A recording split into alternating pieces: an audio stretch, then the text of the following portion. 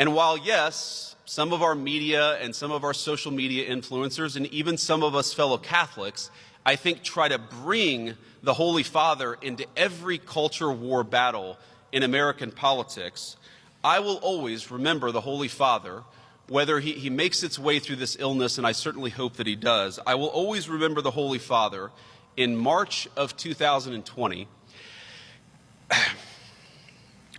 at a time of incredible stress for really the entire world. Remember, that was the height of the COVID pandemic. None of us knew how bad it was. We heard reports from Italy of people dying en masse on ventilators. And personally, I had just a few weeks earlier welcomed our second child into the world. And so when the COVID pandemic happened, I had a 3-week-old baby at home, and I went to Dick's Sporting Goods, and I bought 900 rounds of ammunition.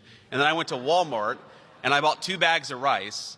And I sat at home with my bags of rice and my 900 rounds of ammunition and said, all right, we're just going to wait this thing out.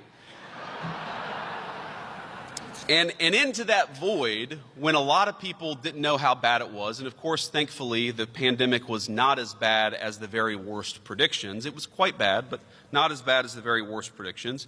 I think all of us can remember that moment of the Holy Father standing in an empty St. Peter's Square, holding the Eucharist above his head, and giving a sermon that I return to consistently because it was incredibly meaningful to me at the time, and it remains meaningful today.